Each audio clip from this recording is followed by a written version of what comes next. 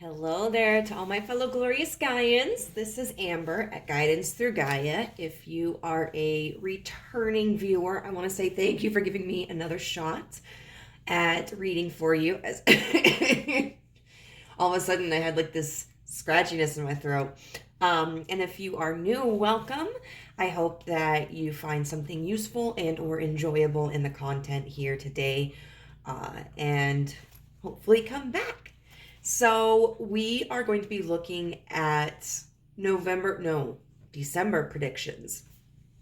So we have three piles here. We have pile 1 with the garnet stone.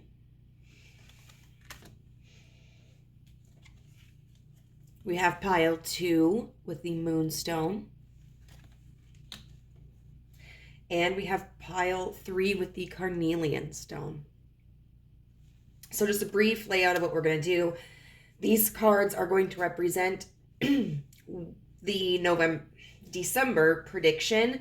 Then we're going to be using tarot to look at how it will be coming into your life and what effect it will have on you. And then we will be using some pre-shuffled oracle cards as advice. This is an open-ended question, so hopefully for all of these piles, it will be something like really positive and hells yeah. But fair warning, it could be something difficult or negative. And at the end of the day, like, you are in control of your destiny. You are a co-creator. If something doesn't feel like it fits in your life, then you don't have to try to make it fit. And if something does kind of feel like it pertains to your situation, but it's not the desired outcome that you would like, you always have the capacity to try to change it. So with that being said, I will see you over in the piles. Bye. Hello, pile 1. If you chose the garnet stone, then this is going to be a reading about, your December prediction. So I'm going to lay out these three cards. We have garnet, which says ignite your passion. Card 15, conjunction with alliance, but it was in reverse. And then Samhain with death.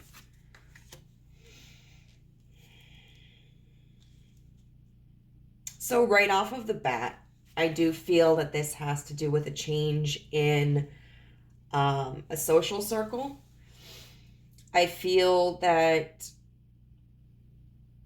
it could be in like a platonic sense, a business sense, potentially even a romantic sense.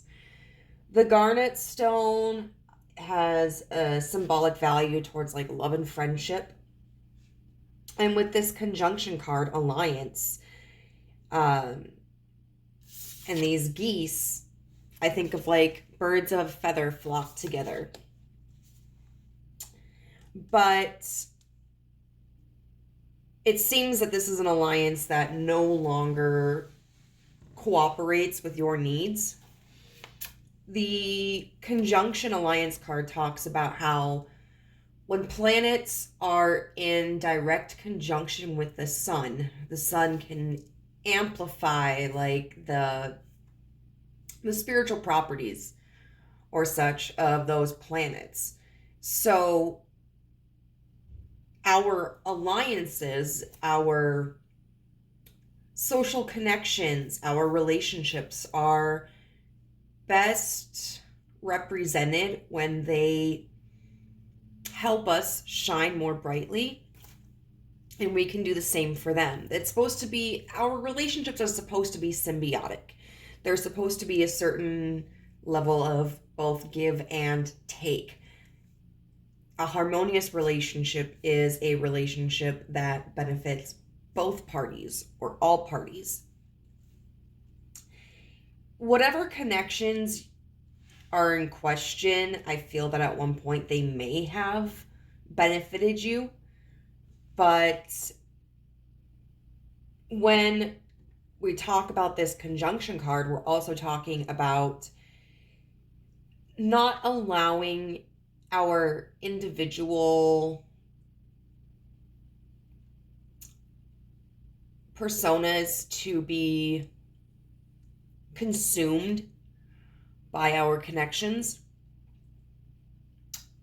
So this can talk about kind of changing our interests or our aesthetics to fit in with a friend group, or to sacrifice our needs. So for instance, like if we're upset and we reach out to our friends, but our friends don't have time for us when we're upset, but then they expect us to have time for them when they're upset. And this is a consistent behavioral pattern, like that's not beneficial to us. And it can often leave us feeling like we aren't truly valued. In a work setting, it might be like professional values or ethics that you feel you've had to sacrifice or aren't in alignment with the others around you. If it's like a creative project, it could be that, or a business model, it could be that the project or company is going in a direction that doesn't align with your vision. So there's something about you individually that you feel doesn't mix well with whatever group this entails. And this is, in December, really a time where it appears that you're going to have the strength, the foresight, the aptitude, the motivation to pull out of this situation and move towards something that is better aligned with you, whether this is independently or whether this is finding like a new group or a new connection that supports you in this endeavor. We have this like ignite your passion. So this is really a call for you in December to follow your heart. You may have felt like your passion or your like zest for life or a sense of meaning or a depth to a connection may have kind of felt like tempered or squandered, kind of lackluster. You may have been clinging on to this connection or this group or this business or whatnot because of like a sense of familiarity or perhaps like a feeling of a sense of duty. But in December, there's really going to be a push for you to detach from that and allow yourself to expand and grow, even if that means that these people or these ideas can't come with you. Because when we look at death, it can seem like a very scary concept, but really it's just about change. And change can be painful, and it's okay to mourn what we've had to shed.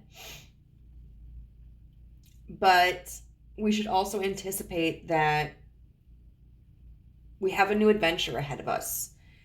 And something else can grow from the layers that we had to shed and discard. I think maybe this is something that you've been kind of dwelling on for a while, where your intuition was nudging you to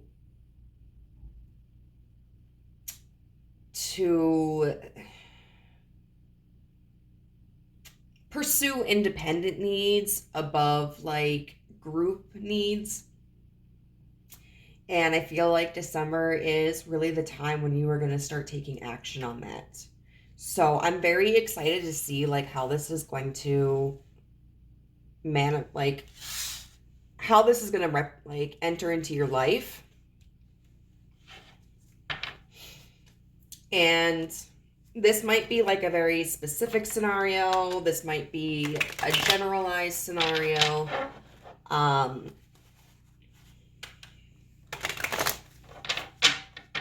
if this sounds like something that you're going through, I would urge you to continue. So how is this going to come into group one's life in December? How is this going to manifest in December?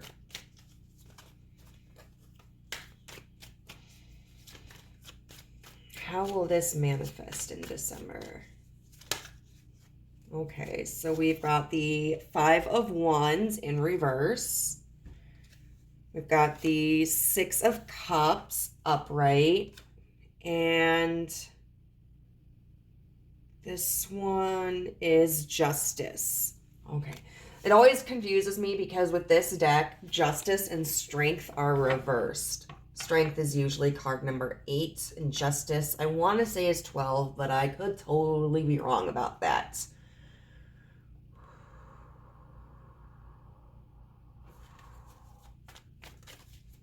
I want to get one more card.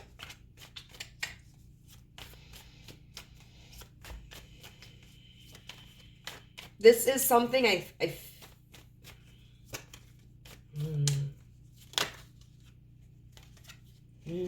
and the nine of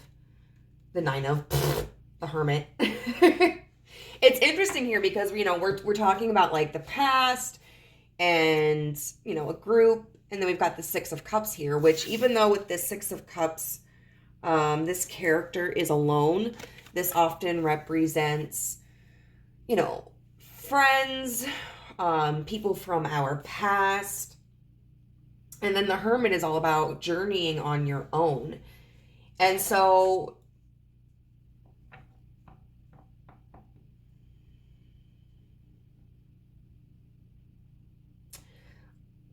very clear cut. Yeah, I think how this is going to manifest in your life in December is that you are going to break away from whatever this is that you've been kind of like holding on to, hoping that will revive. The Five of Wands in reverse can talk about letting go of like a sense of aggressiveness or the battle. So I feel like in December you're deciding that this battle that you've been engaged in, which I feel like is more of an internal struggle within you. It could potentially, though, have manifested as well in your circle, whatever this circle is, whether it's a familial circle, a friend circle, an employment circle. But I feel like you're finally putting that to rest, where you're like, I'm not fighting for this anymore. Like, I'm done trying to make this work. I'm done trying to make it, like, myself align with this. This Six of Cups, I'm kind of curious because I feel like it could represent the people that you've been surrounded with this whole time that you're finally starting to shed. But I feel like it could also represent an idea.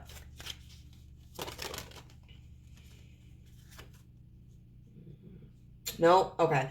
The Two of Pentacles in reverse, which talks about an imbalance. So I feel like with this Six of Cups upright, this is talking about letting go of that battle that you had where there was an emotional attachment to this group or this idea, and now kind of your practical sense is coming into play in December where you're realizing like, hey, this just isn't going to work. There's too much of an imbalance here. The eight. I'm so hi. I don't know what's wrong with me. Well, there's a long list. We have Justice here, which is, you know, interestingly, we were just talking about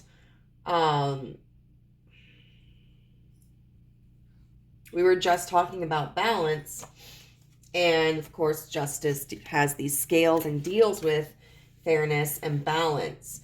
And so you are really deciding like what is best for you. You're no longer making a decision that's based upon what's best for the group or like having this attachment to something that has, you know, been a part of the past for the sake of like, well, I've been doing this for so long, or we've been doing this together.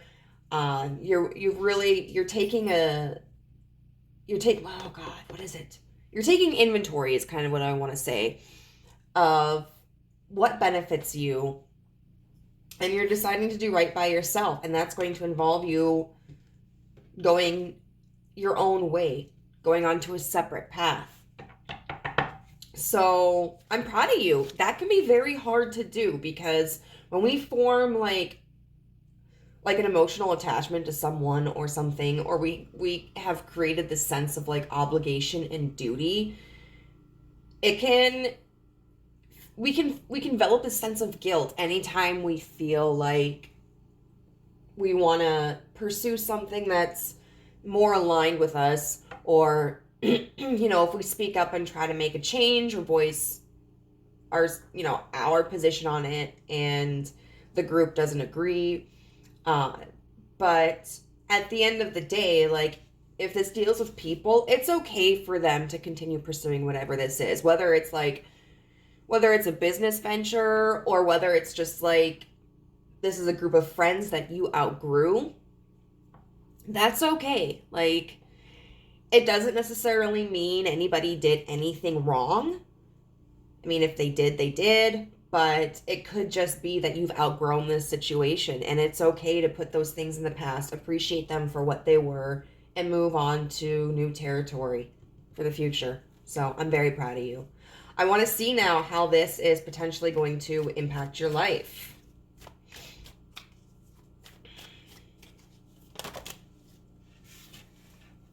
Ooh. We got the Wheel of Fortune, the Nine of Swords,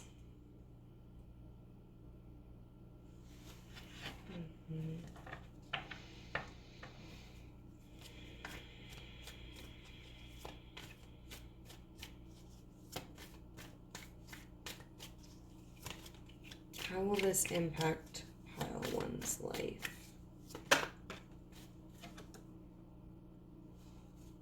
We've got the Devil.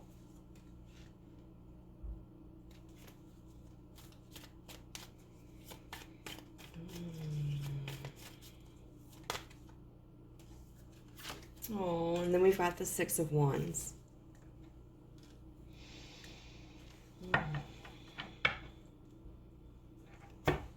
I definitely think there are going to be some difficulties with the Nine of Swords that often talks about anxieties. And it's interesting with this depiction that we have like this succubus, it appears to be, for the Nine of Swords. And then we have this Devil card here. It's really giving me the energy of like overthinking and doubt.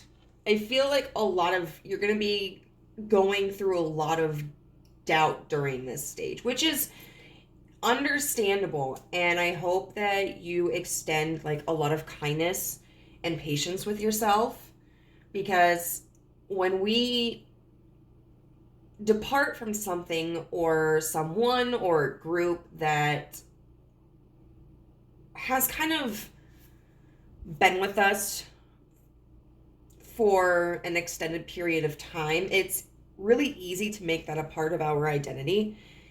And when we make the decision to move on to something else, it can feel very isolating, and it can feel very lonely, and we can have a lot of concerns, because it can sometimes feel like maybe we should have stayed, even though the situation wasn't benefiting us, and it wasn't allowing us to grow and expand, and it wasn't aligning with our values or our vision anymore. Sometimes, like, when we take that brave step to move forward, that Um,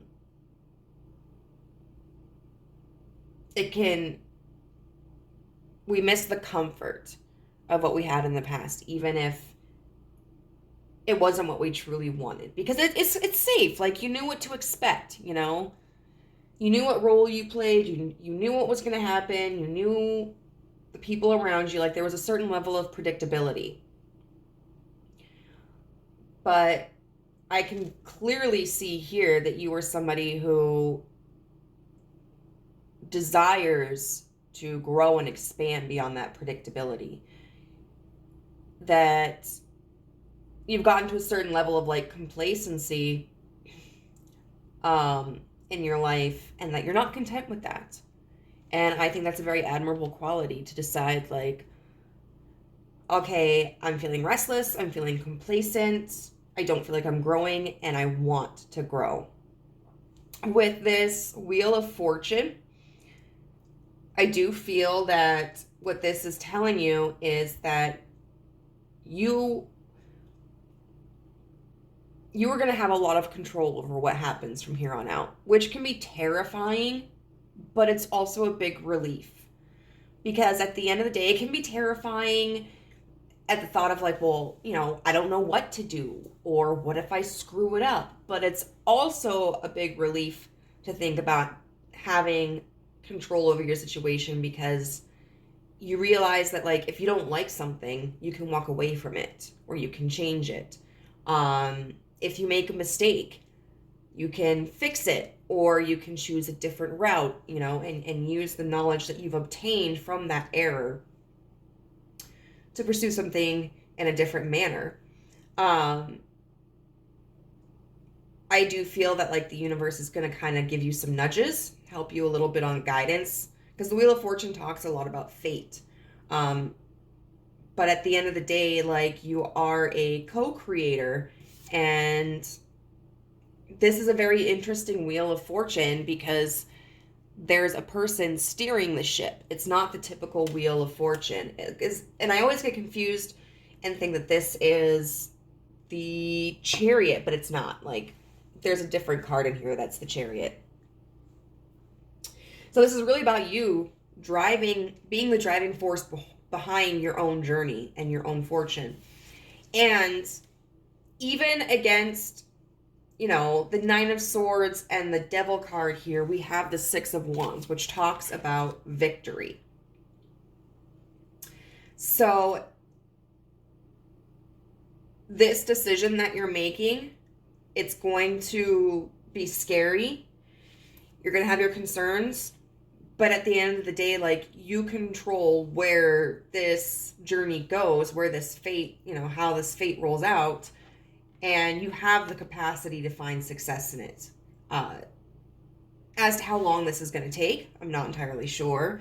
You know, we know that you're going to be kind of walking away from something in December, but it might take a while for the success to appear.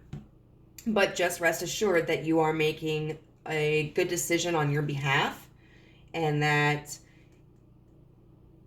even when you feel frustrated or insecure or unsure, that you will find success as long as you allow yourself to. So now we're just going to be looking at some advice from the universe. I did pull these out beforehand. So we have Wild card. Practice gratitude to reveal the good in your life. We have, I am so sorry, I'm going to mispronounce this, Vajrayogini, the essence of all Buddhas. And then we have 23 with thought vibrations. So there is a very distinct directive that the universe wants to give you, which is about the importance of your own mindset. You know, we have practiced gratitude to reveal the good in your life. You know, you can do that with whatever you're walking away from. You can find the positive in it, even if, like, at the end, maybe it was kind of souring because it wasn't meeting your needs. You can still find gratitude for the lessons that it taught you, or how you made connections with the people at certain times. Also, as you go on this journey, at times when you are finding yourself frustrated or insecure, it can be very beneficial for you to reflect upon what you feel grateful for. And that's not to say, like, ignore your frustrations or your insecurities, because those can be very useful emotions that help broaden our insight and allow us to make more informed decisions. But insecurities, frustrations, doubts, if they aren't balanced by gratitude and like faith and trust, they can be overwhelming and consume us, much like that concept of the sun consuming the planets. And at that point, they no longer are useful experiences. Then we have 23 with the thought vibrations. It says resonant choices, signature signals. So this is all about having the ability to control your thoughts and noticing the patterns that you're experiencing and consciously making the decision, like, how can I reprogram my brain? Because, you know, it can be really easy to sit here and say, well, every time I feel frustrated, I say that, I tell myself I'm an idiot and I shouldn't do that. Okay, but you're not giving yourself a resolution for that. You're just telling yourself, don't do this, but you're not providing an alternative. So what's an alternative? You might say something like, I'm not an idiot. I'm learning. Or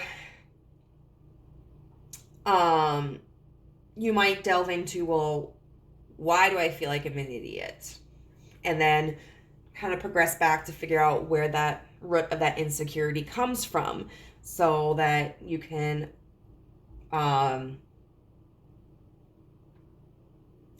really work on your own perception. But it's important not just to like redirect our thoughts, but like give them a purpose and create a path for them so that you can meet those qualifications.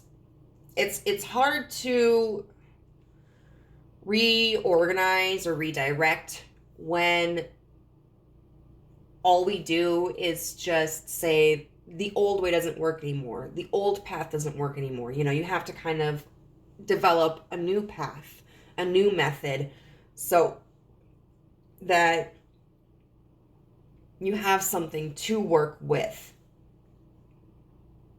And then with Vajrayogini, the essence of all Buddhas, it says, I have the power to make each moment sacred. Everything is material for my liberation. So Vajrayogini was, I think it's called a Dakini, which was it starts with a T, something priestess. But she was also a female Buddha. And compared against like her male Buddha counterparts, she's considered one of the most connected and spiritually enlightened Buddhas of all. She can be used to really help detach from the ego, because I don't know a lot about Buddhism, but what little I do know is kind of about detaching from material things and outcomes and egos, and just allowing ourselves to experience like contentment and satisfaction, and then respecting ourselves and respecting everything around us. And I feel like there's something that I really wanted to talk about with her. She's all about, once again, like igniting passion. Okay, so she was a Dakini, a tantric priestess. Her third eye reflects her ability to see through to the reality of all things in the past, present, and future. She carries the Dakini's curved knife, which cuts through all obstacles and illusions. And she holds a bowl of blood, which represents the bliss that awaits us when we release the ego's attachment to who we are. She helps liberate us from ordinary conceptions and ordinary appearances so that we can see the truth of what exists all around us. She is easier to reach during dark times in our lives, even if we feel far from spiritual. She still wants to liberate us. And it says, like, no matter what has happened recently or in the past, she reminds us that we possess the fierce wisdom that transmutes any pain or suffering into deep lessons that free us and bring us more joy. She's the call to wake up if we've fallen into that old myth that something or someone outside of us is going to save us. She's here to make it loud and clear that what is within us will save us. So there may be an illusion that you are attached to, whether it's that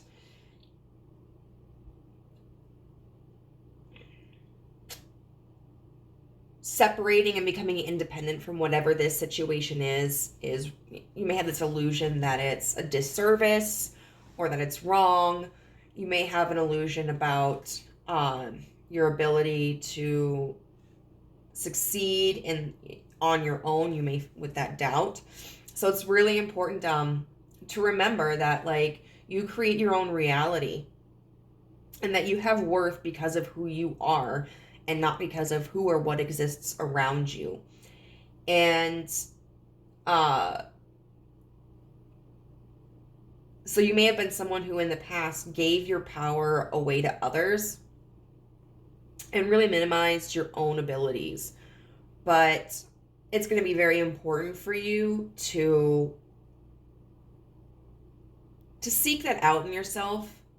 Take that journey where you work through those negative emotions and those feelings of insecurities and really build yourself back up and realize that you are a powerful creator, that you have value on your own, that you are your own savior, that you are the driver of your own destiny. And I think that that December is really gonna be the start of that journey. So I hope that was useful for you in some way. Pile number 1, if it was, please let me know in the comments down below, and I wish you all the best. Bye.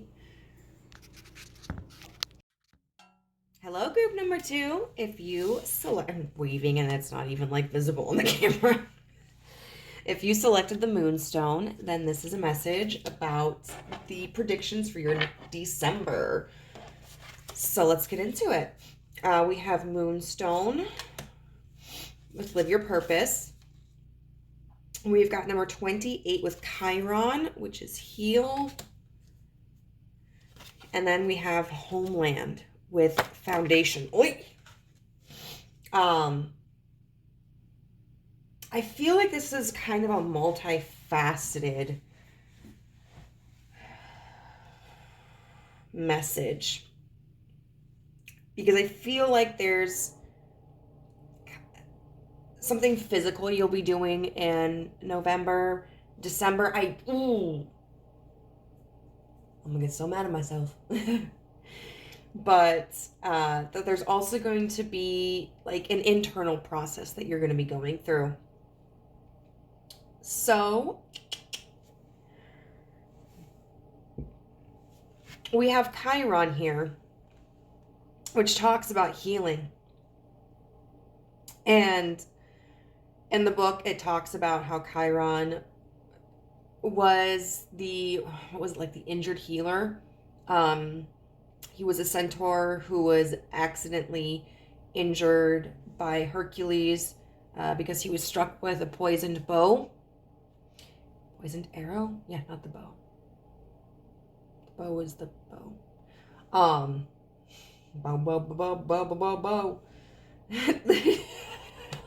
I never even watched that anime, but it was like that anime that's called Bow.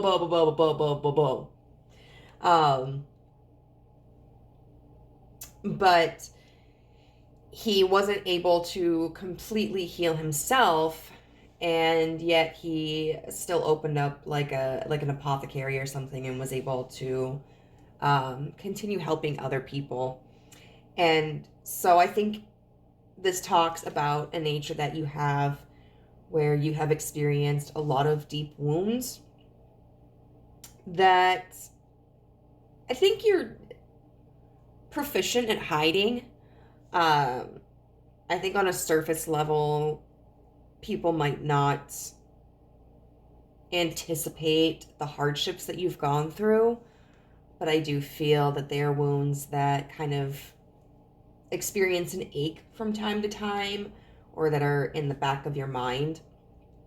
And I still feel like you really prioritize everyone else and situations outside of yourself, which is very common for people who have a lot of empathy, or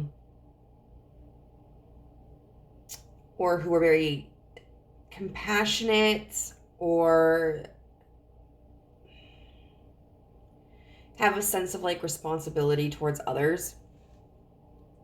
It can be very common for those types of people, myself included, to put our healing and our needs on the back burner and prioritize others. I do feel that with this homeland card and this foundation, that this has something to do with your past. And this is the like the internal part of what I feel is going to be occurring in December. I feel like you're really going to be taking the opportunity to work on healing pain that was created from your past. Specifically, like with a lot of childhood wounds, but it could also just relate to a very significant event that occurred in your life for a very significant time period. Because I feel like in December, you're making this commitment that you are going to pick away at the faulty foundation that was created by this trauma, and you are going to heal that so that your foundation can be stronger. That is very commendable. It's not an easy task. Some people never get to the point in their lives where they're ready to even think about doing that. So I just want to say, group 2, if this is something that resonates with you, like, I'm proud of you. And this is a journey that you have to take at your own pace, and be very kind to yourself, and don't judge your journey and your results based on the journey or results of anybody else, because everybody's healing journey is going to look different. There's no right or wrong way. The Moonstone talks about like the cycles of life, and it holds a lot of like feminine energy. And so when we think of feminine energy, a lot of times what comes to mind are things like emotions, which I feel ties, very well with the Chiron Heal card and the Homeland Foundation card. So I do feel primarily, because when we look at like feminine and masculine energy, we look at masculine energy as being more action oriented, and feminine energy as more like internalized, or like creative.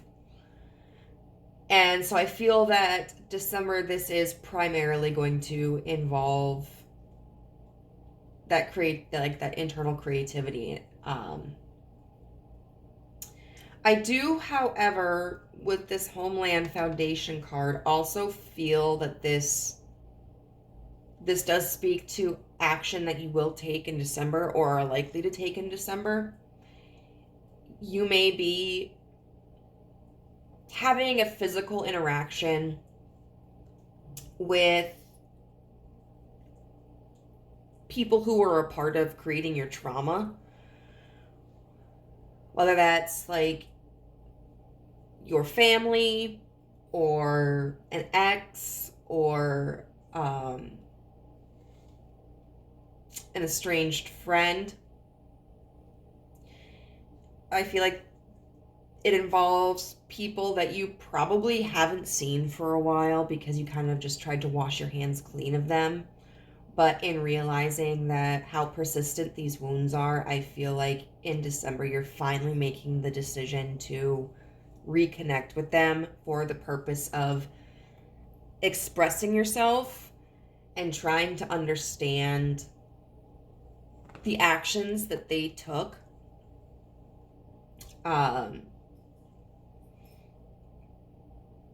So that you have better tools with which to heal.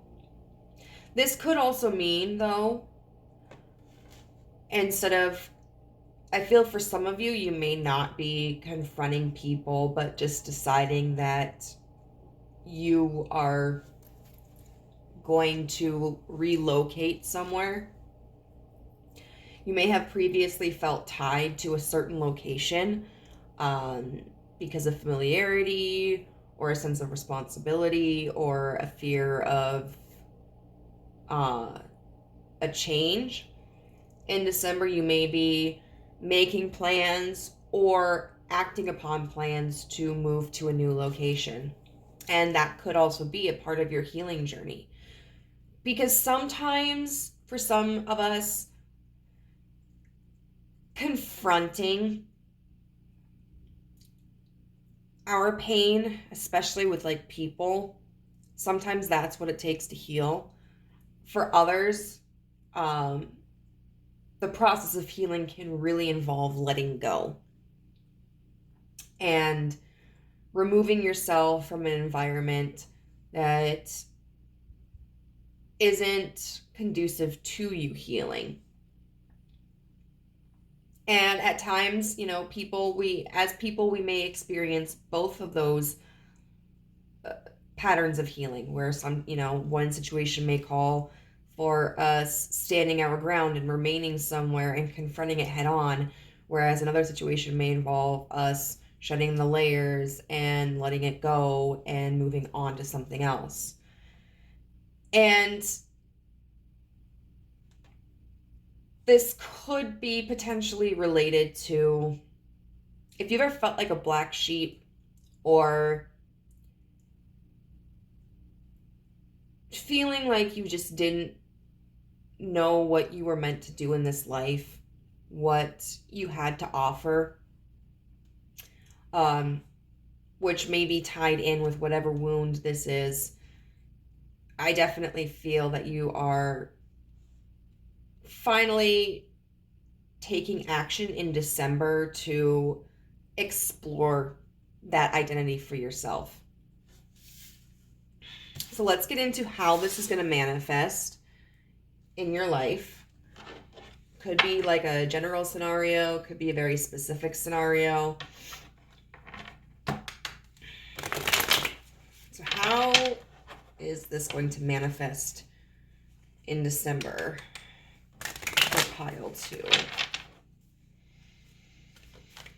How is this going to manifest in December for pile 2?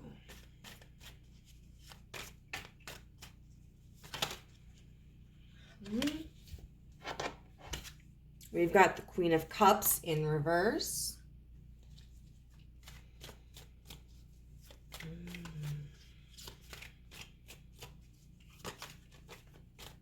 Which is very interesting because the Queen of Cups is someone who, to me, is like kind of like emotionally repressed, or at least not like, because the Queen of Cups upright would be somebody who is very expressive emotionally and is very nurturing. The Queen of Cups in reverse might be somebody who's kind of removing that energy and is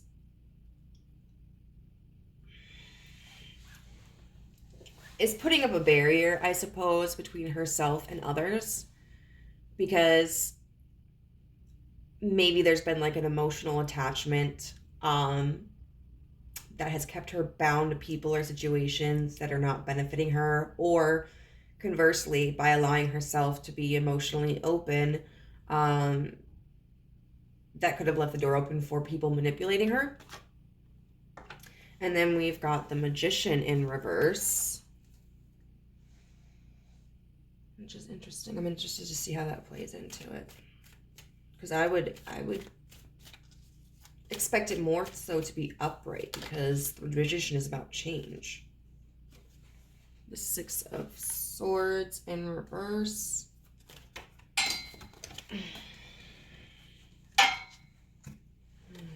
The Seven of Pentacles in reverse.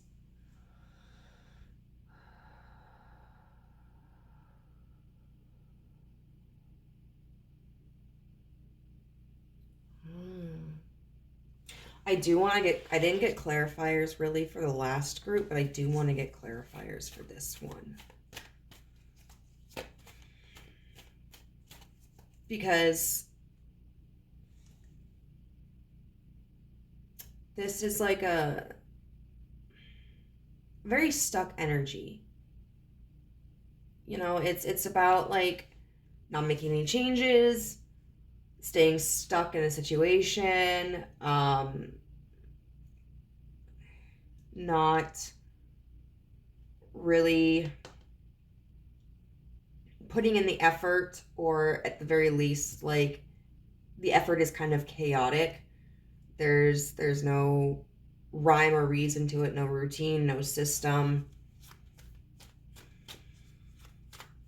So it could be that this is like the energy that's building up in December, that's kind of pushing you towards making that change for yourself.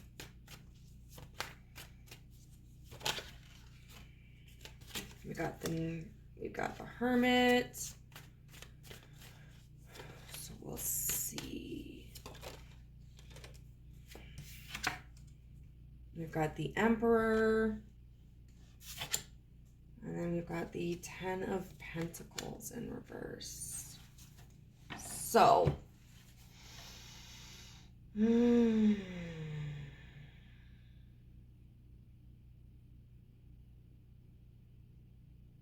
Nine of Wands is clarifying the Queen of Cups in reverse.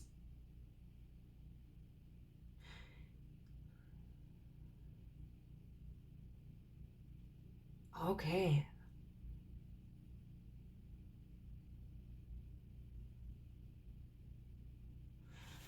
So it's still entirely possible that some of you may be like physically confronting issues or people, but I feel that there's a larger portion of you, portion, who are just cutting ties. Like, we've got the Knight of Wands, which is a card about travel, and it's about creativity, and it's a very fast moving card. And then we've got, you know, like clarifying the Queen of Cups in reverse. And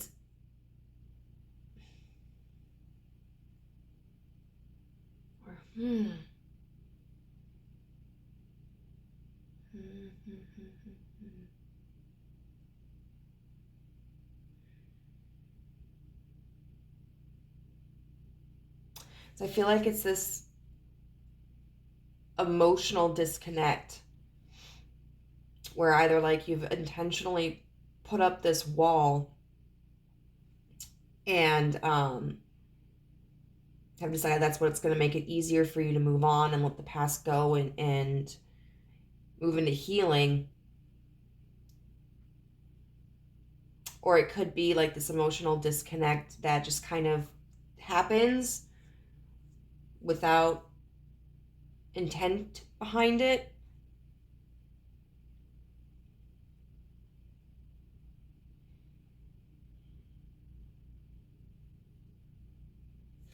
And then we've got the Magician in reverse with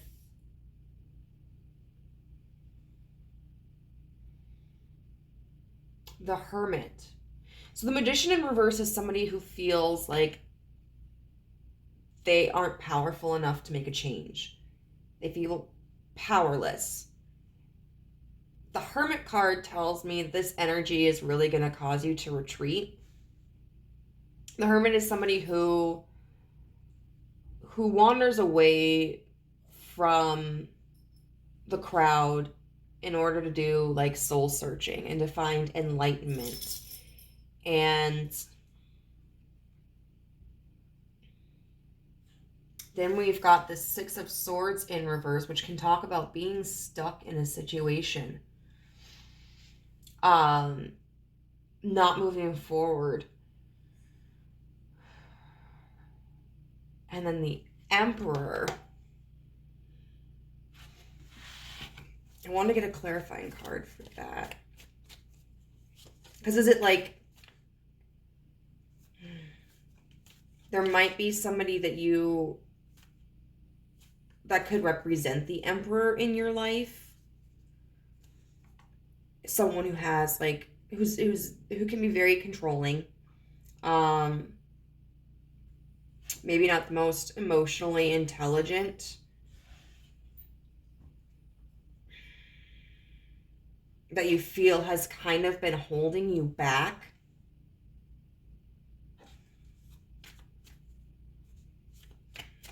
Let's just see how these cards are connected. I want to see how the Six of Swords in reverse and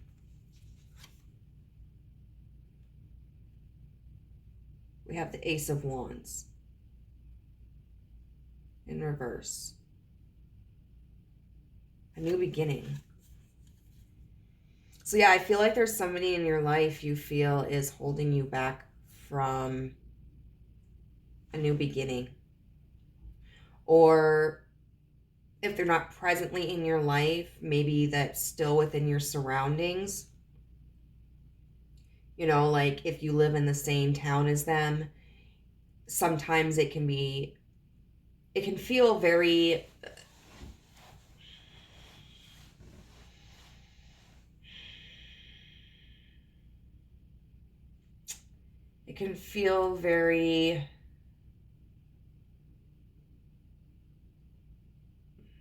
limiting, binding, because even if you aren't actively around them, if you aren't interacting with them, it's still kind of lingering, whether it's like, you know, they're here somewhere, like, and I have so many memories here with them, or potentially like the concern of like, what if I run into them? This Emperor card, if it's not a person, it could just be an energy. An energy, like this energy of being controlled, of being trapped in the circumstances and feeling like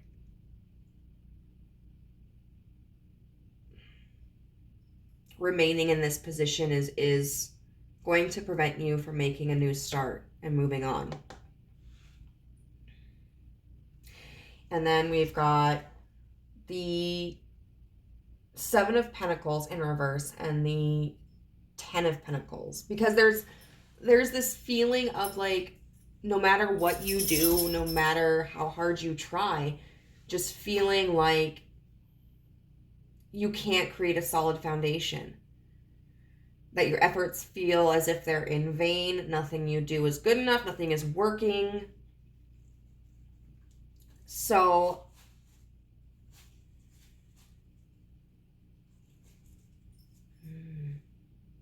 it seems that December is really going to be about the momentum for you to make change. Whether you use this as motivation or you use this as a hindrance, that's going to determine like if you go on this healing journey, if you travel, if you relocate. And I feel that's why what we're seeing here is that instead of like necessarily an action, because we have a hint of an action right here, but then like the primary focus I feel is on these intense feelings of being held back and being held captive by whatever this Emperor energy is. So I feel that December is a big emotional buildup for you. And whether or not you physically do anything or begin like the emotional healing process, that's going to be up to you. So let's see how this is going to potentially affect your life. The Nine of Pentacles. I love to see it. I love to see it. You know, because the Hermit, and then we got the Two of Wands in reverse. You know, the Hermit card typically isn't like a very sad card. It's just like, yo, I'm going to dip out for a little bit. But this Hermit card always makes me a little bit sad, you know. It looks cold, looks lonely. But then we've got the Nine of Pentacles here. And this is a very interesting Nine of Pentacles because it shows two people working together instead of what we usually see as one person who is kind of basking in the glory of their hard work. And we have the Ten of Wands in reverse. And I don't know, if you really want that card to come out, you'll let it. The Ten of Cups in reverse. I'm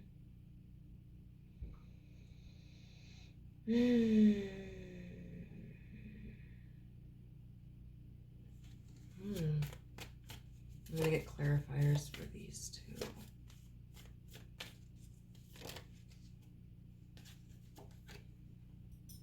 The Tower in reverse.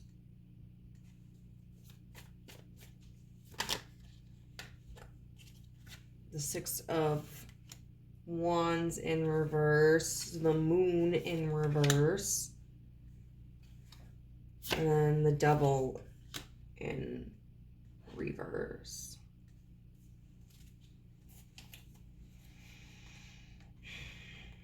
So I always, you know, I have to kind of unlearn to view reversals as like negatives because they're not always negatives. Like they're not always like difficult cards. Sometimes they can be positive in the reverse, but even when they're not necessarily the most positive, they can just be indicative of like challenges. And this is, which is understandable because this is a very heavy energy. And so it is going to offer challenges, and you know, it's not something where it's like you think about it in December, you act on it in January, and then boom, by February you're fine, like you're happy-go-lucky, no problems ever again. I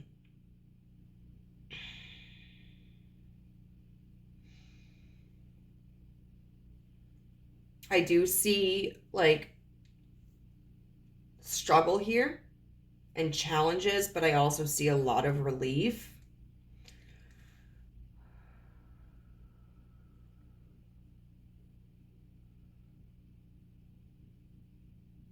I do feel that you are going to be very proactive and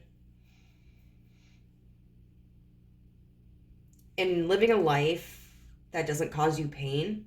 I feel like you're going to use a lot of your experiences from the past to like recognize if there are any red flags. You know, maybe you've trusted people blindly, or you didn't understand the weight of connections or decisions that you were making until like later on down the road. And now I think you're being more discerning about that. And looking at people and circumstances more acutely. Hey. And going like, you know, what's the value of this? What are potential consequences? And I think you are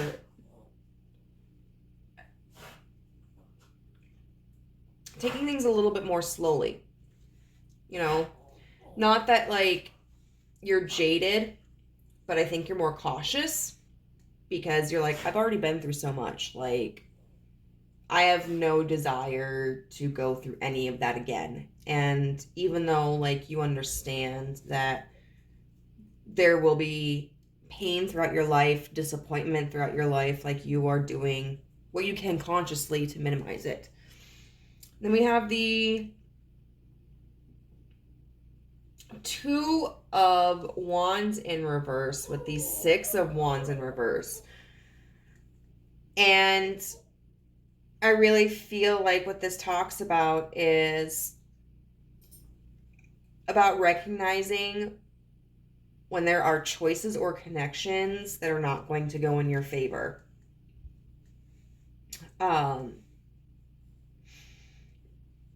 Twos are typically about choices. I always look at like the Two of Wands and the Two of Cups as like connections though. Like I look at the Two of Wands like a passionate or creative connection, and like the Two of Cups is like an emotional connection.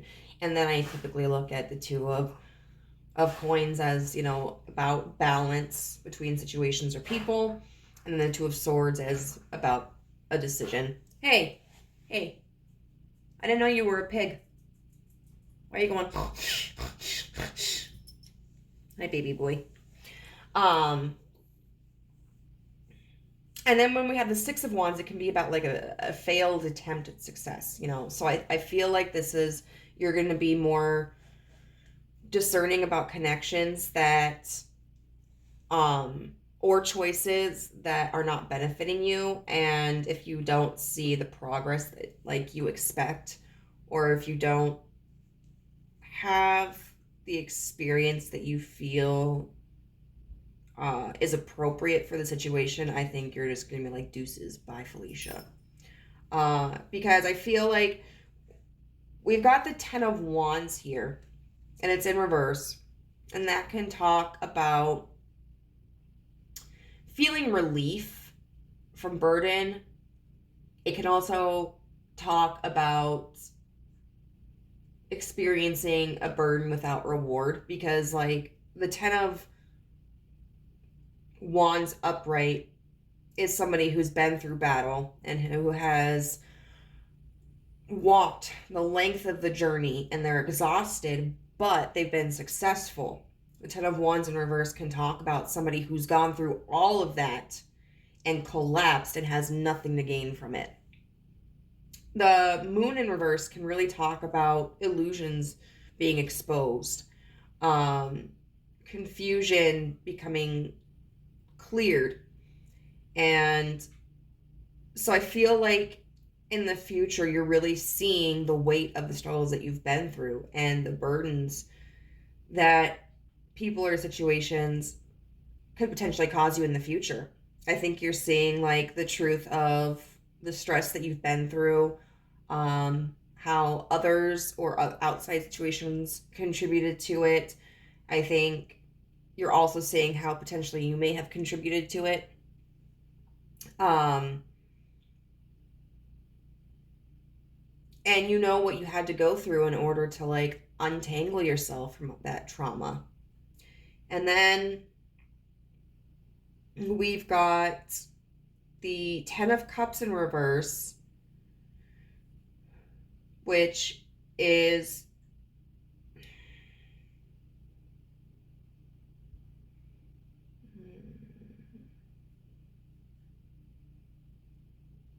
okay.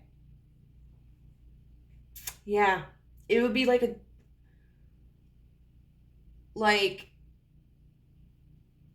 the devastation at losing emotional fulfillment, or what you thought could potentially be emotional fulfillment. And then the devil in reverse can be talking about letting go of chains, excuse me, or addictions, releasing your ego.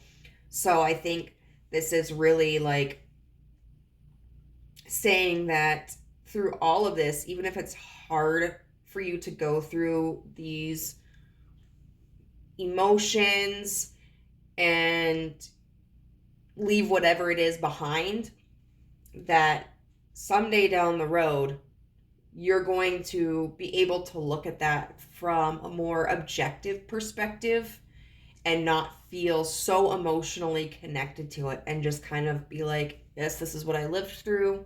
This is what I was experiencing, and I was disappointed by it. But I'm at a position where I can understand it for what it is and what it was. And I no longer feel controlled by like my hopes and my disappointment. So this is definitely, it's going to be a difficult journey for you, pile number 2. But I'm going to tell you, it's going to be so rewarding. And it kind of, like, it has a lot of similarities to pile number 1. In pile number 1, I felt like they were just leaving a situation that they outgrew. This pile, I feel, is heavier in that, you have the potential to leave behind a situation and heal from a situation that was like really toxic and painful for you. But if you are still here, you may want to check out pile 1 as well to see if there are any messages in there for you. So we're going to just look at these final oracle cards. We've got the wild card. Every creative dream needs practical planning. We've got 37, creation, soul expression, and something new. It was in reverse. And then we've got Sarah Lakali, Queen of the Outsiders. I have arrived. I am where I will always be in love. So the interesting thing about the Sarah Lakali card is it talks about the purpose of life and being love. And the moonstone here says live your purpose. And so I really feel that these cards complement each other. Now, this is all about like self-love too. And so this card can be about loving yourself when you feel that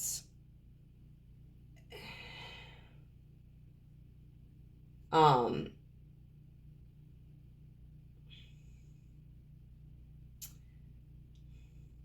was it? I just read these right before, so I feel like I'm going to get it wrong.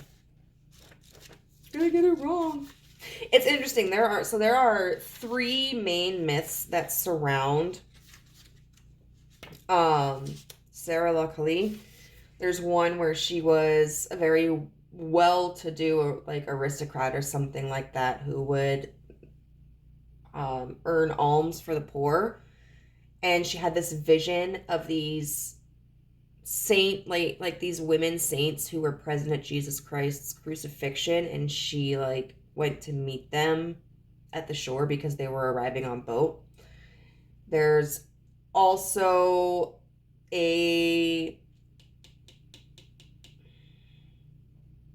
legend where she like was a slave,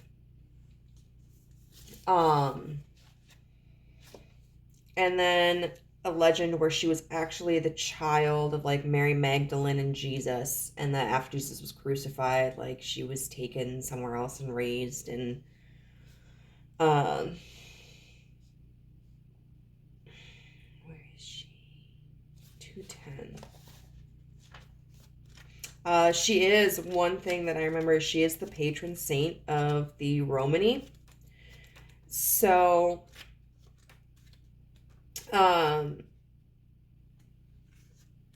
the Romani have typically been referred to by a G word that is largely considered a slur, because it was believed that they were like Egyptians or whatever, but they weren't. And then they also like were treated very poorly and thought of as like thieves and con artists and like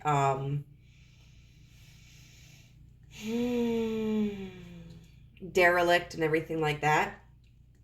So the Romani are like they're kind of nomadic, and to this present day, like there's still a lot of prejudice against them in Europe. So like I remember specifically, I can't remember if this passed or not, but Italy was trying to pass this bill where they would like register the Romani people, like have a documentation of who was Romani. And this was all done because like they wanted to like document who was there legally and who wasn't, and that's just kind of been a problem for the Romani for a long time. If someone is like really informed about this, I would love to hear it in the comments.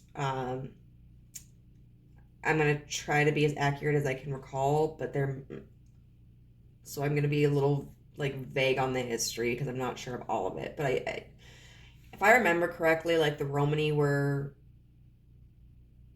they kicked out of their country. They were displaced. I don't know how long ago, but quite a while ago. And now are basically treated as if they are not welcomed anywhere. They've been blamed for a lot of crime. The Romani can often have a non-traditional lifestyle compared to what current like Western societies have established. So Romani children may not be in school or stay in school. At some point they may leave to like help their families out. But there's a lot of prejudice against the Romani. And so every year on May 24th, the Romani carry Saint Sarah from her crypt in the cathedral to the sea on horseback on May 24th.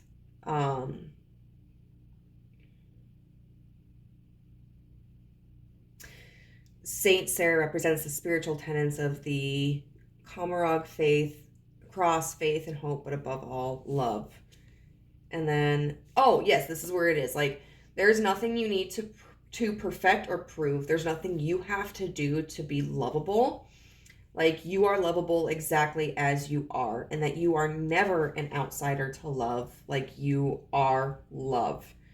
Love is your true purpose. Well, our true purpose and our only true home.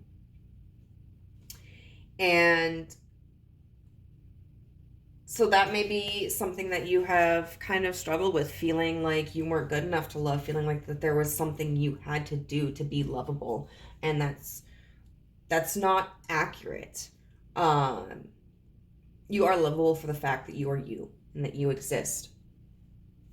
And then this creation card, because it's in reverse, talks about how you may be feeling stagnant, and that could be part of like this energy. So the universe is really encouraging you to do something outside of your comfort zone. Do something that you normally wouldn't do, or pursue something that you're interested in but have not participated in. Because when we feel that we're stuck in a rut, um, whether it's creatively or in life, if we continue the same patterns, then we don't allow ourselves room to grow. And therefore, just continue the cycle of repetition and monotony. But when we allow ourselves to step outside of our normal routines, we are exposing ourselves to new people, new ideas. We are utilizing different senses and skills, and that it's like oil for our brain, you know? It allows the fog in our brain to clear, it allows the wheels to turn, and it really does instill a sense of new life into us. And then it says every creative dream needs practical planning. So it is important for you not only to like have a goal, but to also take practical steps towards that goal. It might not be if you are thinking about moving, it might not be the most practical thing for you to quit your job tomorrow, pack up all your things, and then just hit the road and decide that, like, wherever your tank runs out, like, that's where you're going to live. It might be best for you to see if you're working for a corporate position, if wherever you feel like you want to move to, if they have a branch there that maybe you can transfer to, or giving like your 30 days notice and start submitting applications. Maybe you have a friend that lives in another state and like you can bunk with them for a little while until you get on your feet. That's what I did when I moved from South Dakota to Minnesota. Not a big leap, but it's new for me. My best friend and his husband let me stay with them for about 2 months, and they helped me find an apartment. And I had transferred from the Family Dollar in Winter, South Dakota to a Family Dollar in Minneapolis. And, so there were practical steps that I had to take that allowed me to be successful in my venture. For my own healing. Yeah, because I did move to heal. I really did. I left to get away from a situation that wasn't good for myself or the other person. And I did it so that I could kind of just come back to myself, come home to myself. So pile number 2, I'm going to leave it here. I really hope that this was beneficial for you in some way. If it was, I would love to hear your story down in the comments below. Bye. Hello, group 3. If you chose the carnelian stone, then this is going to be a reading about what to expect in December for yourself. I have to admit, this is the pile where I kind of procrastinated doing it. So that's why I'm a couple of days late getting this out, as we are already in December. But let's take a look at the energy here. So we have carnelian with feed your creativity. We have candles with magic. And then Pisces with sensitize.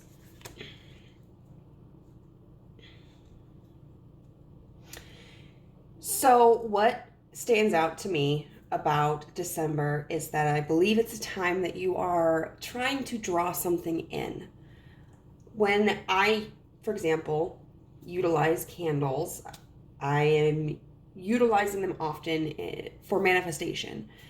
I have something that I want to bring into my life, whether that's something internally, like wanting to be more confident, wanting to have a stronger sense of intuition, or bringing something in externally, like a compatible romantic partner or financial security. And candles aren't necessary if you are trying to manifest. You don't really need any tools other than your own physical being. But for me, when I utilize candles, there's a connection that I have with them, because to me, candles represent like fire and passion and creativity. And it really helps me to focus on what I want. We can also think of candles as like tools for expressing our wishes, such as when we have, for those of us who celebrate birthdays, when we've had birthdays and we've lit the candle on the cake and we've blown it out. I say that because I had an interesting conversation with a gentleman who was from Africa, and he was explaining to me that with his tribe, I'm not sure where in Africa he's from, and I don't know if other tribes in Africa hold the same belief, but it was very interesting. In his tribe, they don't celebrate birthdays because they believe that we have a life before birth, before conception, that we are experiencing in a spiritual heaven sense. And it's like the perfect life. But then when we are born, it's because we have committed an offense and we're being punished. And so, like, the longer a person is alive in this belief, the worse the offense was. And so he was telling me that, like, when people from his culture see others celebrating their birthdays, they just get really confused. They're like, why are you so happy? Why are you celebrating? Don't you know, like, you're being punished? And it was just a very, very interesting perspective. And especially with this carnelian card, with the feed your creativity, I feel like there's something that you are really desiring and probably have been for a while. And I think at this point you are trying to take a more proactive approach to it. Maybe it's something that you've just kind of been waiting around for, but it hasn't manifested in your life yet. It hasn't appeared yet in your life. And so I feel like December is a month where you're really going to focus on, like, how can I achieve this? How can I obtain this? And that can be in a manner such as trying to manifest, delving into your spirituality, focusing your energy on that, or it could be that you are physically going to begin the process of moving towards that, whether it's like if you want a new job, you're going to start applying for places and networking with people who are a part of the career that you want to enter into. If it's you want a romantic partner, you may be adjusting the way that you present yourself, like physically, maybe doing like online dating, or maybe expanding your circle of friends to meet somebody. There are a lot of different ways that we can put our attention and focus onto something that we want. With Pisces and Sensitized, this is a really, I think, beautiful energy, because when we have the image of like these fish here, that always makes me think of like the yin yang and balance.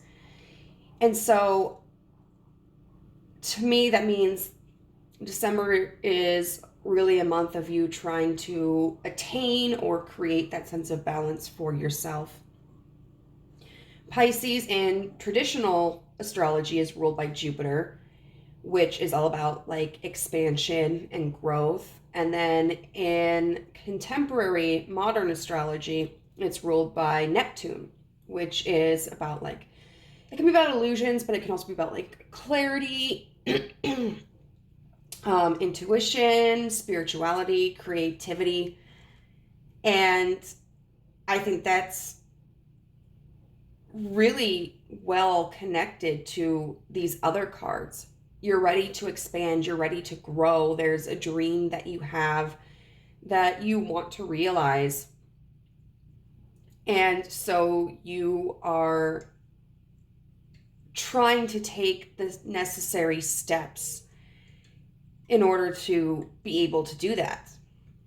Another thing about carnelian is it talks about, in the book, it talks about allowing yourself to step out of your comfort zone and try new things and create in a way that isn't always necessarily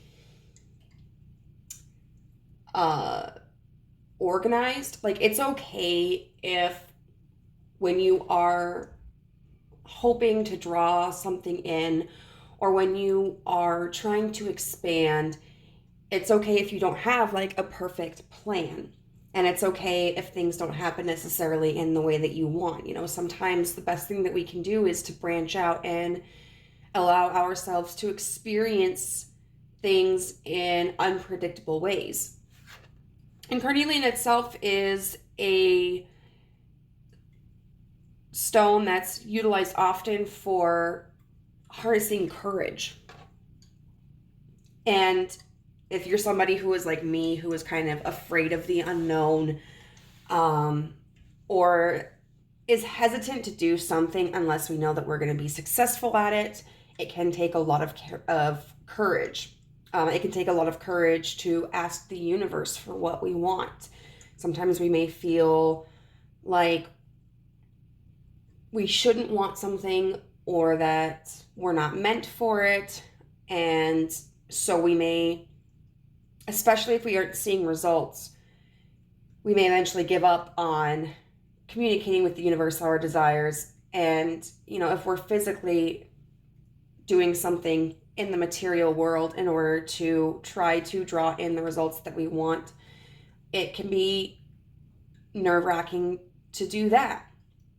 To allow yourself to move in a direction when you're not exactly certain of what the results are going to be. To allow yourself to have experiences that may be a little chaotic or may not go according to plan. Allow yourself the ability to adapt to circumstances and results.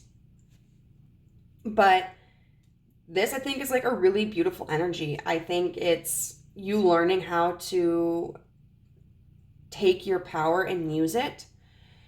I think it's also the universe like really encouraging you to ask for what you want and like go for it and expand your horizons and your success and your capabilities, you know, to use your logic, but also to use your heart. Sometimes when we are too heart-centered, we can move in directions that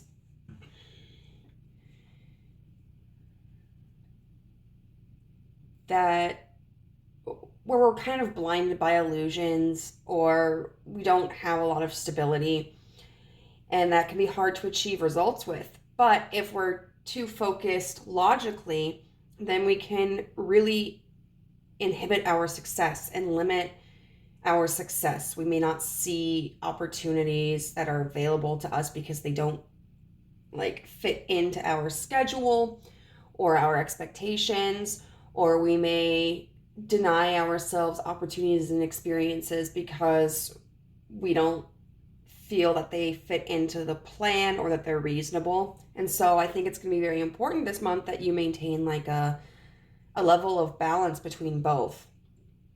And for some of you, maybe you'll see results.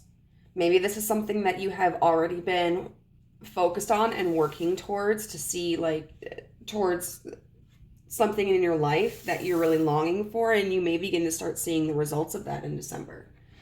So I'm really interested to see like how this is going to be manifesting in your life. And this could be something like a very specific scenario, or it could be more generalized.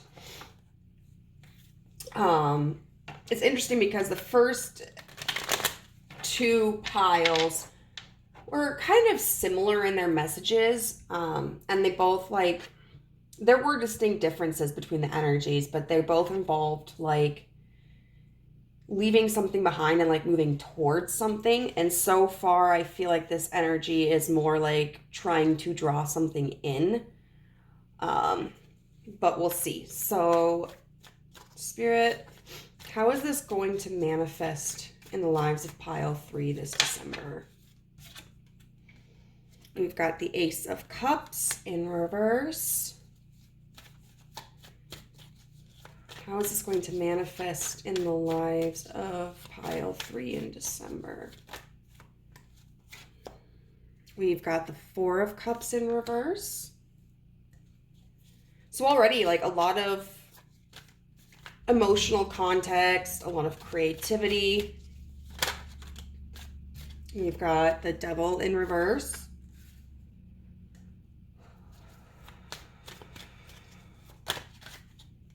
And the Hermit in reverse. No, this is Death. Sorry. Sorry, Death in reverse. Yeah, it's Death in reverse. Hey, babies.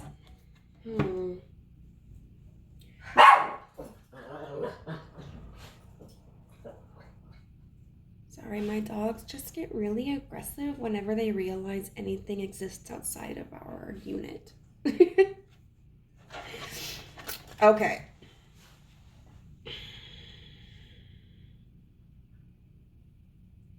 I'm curious. I do want to get clarifiers for this Ace of Cups in reverse and the Death in reverse card.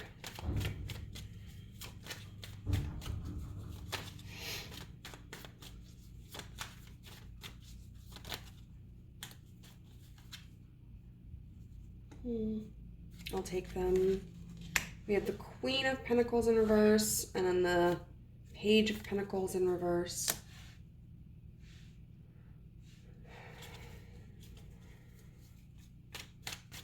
And then can we get a clarifier for this Death card?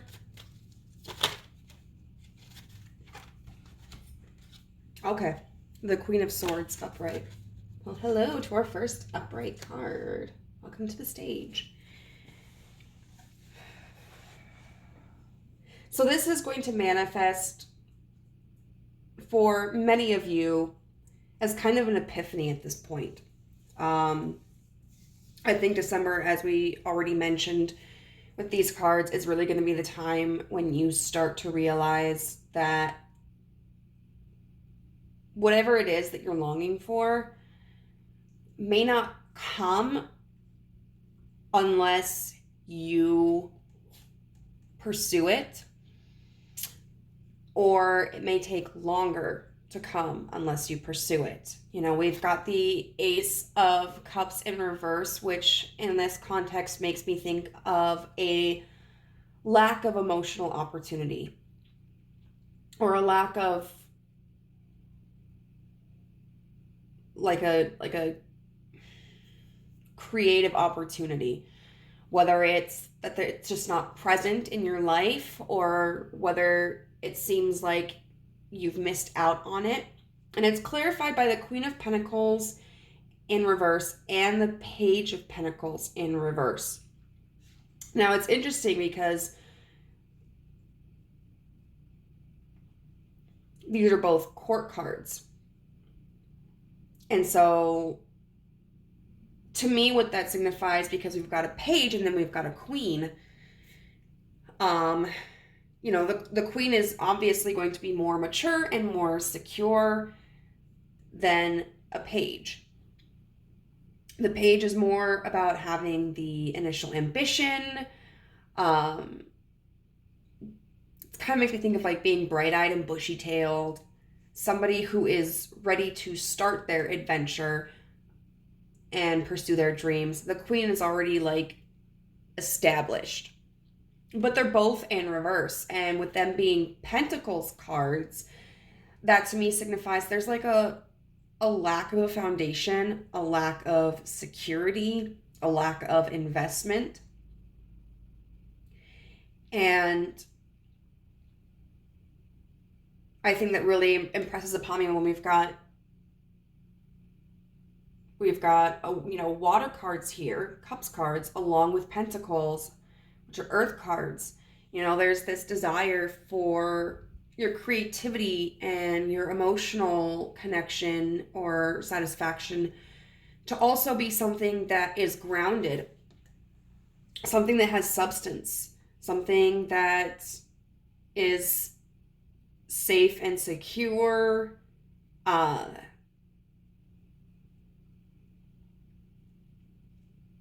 Which makes me think, honestly, yeah, like this kind of reminds me of this Pisces sensitized energy with the Jupiter and Neptune aspect, this balance of like emotion, but then logic. So I feel that this Ace of Cups and then this Queen and Page of Pentacles, with them all being in reverse, this is just this epiphany of you being like, I'm not satisfied. And I don't have what it is that I'm looking for. So with this Four of Cups in reverse, when we have the Four of Cups upright, that talks about not really being receptive to releasing our energy and not being receptive to like bringing in our energy. And with this Four of Cups, I think this one is like, what is that in the background? I don't know. Is it like a monkey? But you've got this character that's just so in awe and absorbed and obsessed with this flower, but they don't see like, I don't know, this big ass lobster right here. The cups that are in the water. And then like, I don't know, this dude looks shady as hell right there. But the Four of Cups in reverse is kind of coming out of that energy. And so for me, that signifies that this epiphany that you're going to have is going to put you in this energy of like, okay, like I'm not going to withhold myself waiting for this anymore. I am going to, it's kind of like, it's like disassembling a dam. Whereas, you know, before the dam prevented any water, well, it controlled the water that was flowing. You know, it can completely restrict it, or it can just control the amount that is traveling from one side of the stream to the next. But at this point with this Four of Cups in reverse, it's like disassembling that dam and allowing that water to flow freely. And accepting that like the restrictions that we've had weren't, they may have served us at one point, but they prevented us from having like enough force to achieve what it is that we want to achieve.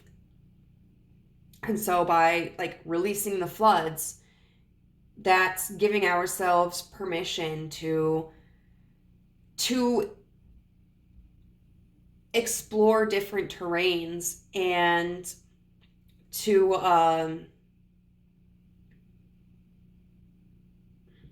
allow other organisms, other energies to mingle with our own. And it makes me think of this Pisces card because in the booklet it talks about like our ecosystems being very diverse and complex, and that this situation is going to be very complex as well. And it's important to not get so obsessed with the small, finer details that we miss the bigger picture.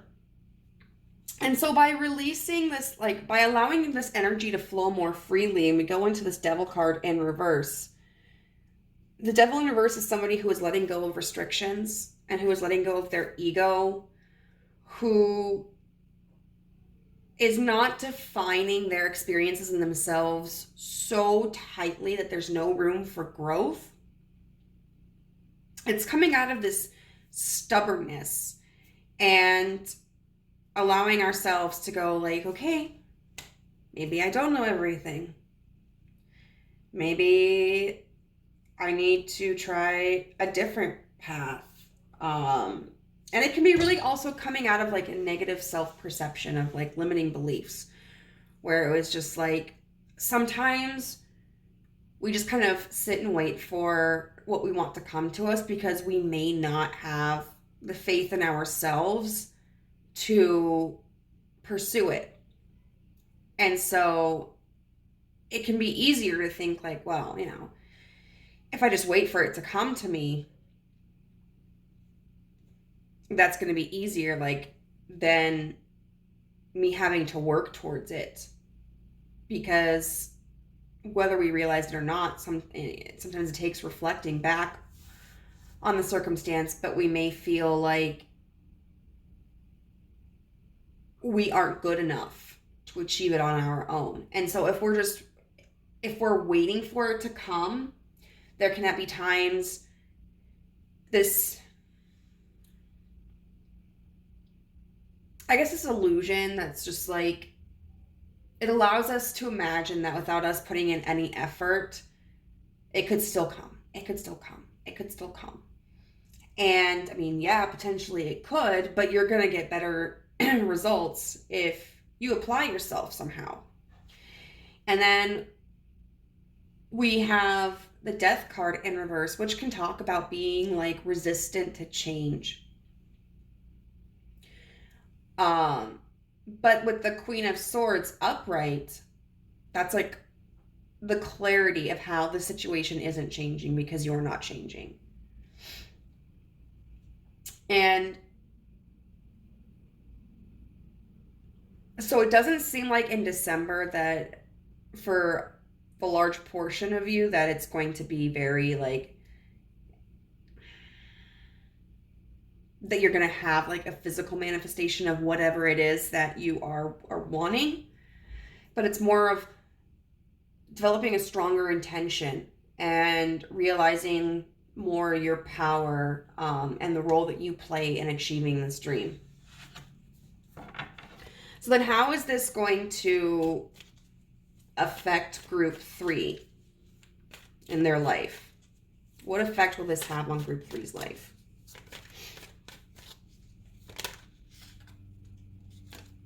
We've got the 8 of Swords.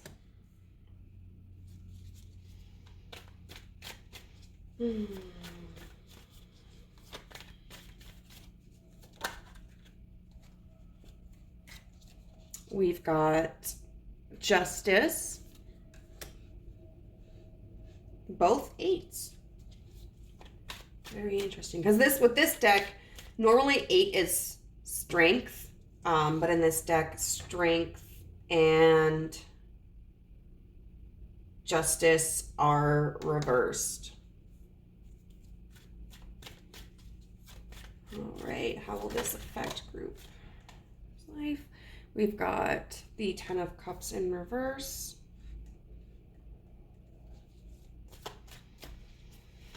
Oh my gosh, these are... How many do we have? That's a lot, universe. That's a lot. But I feel like they're all important to take.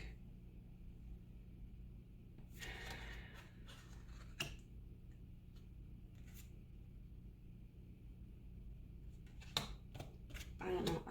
We'll see. We also have the Magician. We've got the 9 of Cups. We've got the World in reverse, and we've got the Ace of Wands.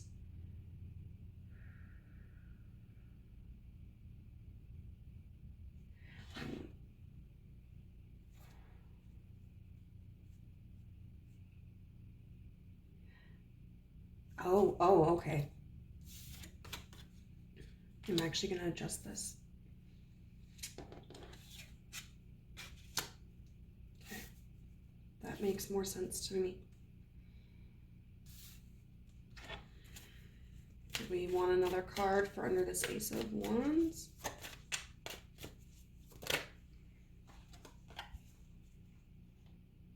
You got the Tower.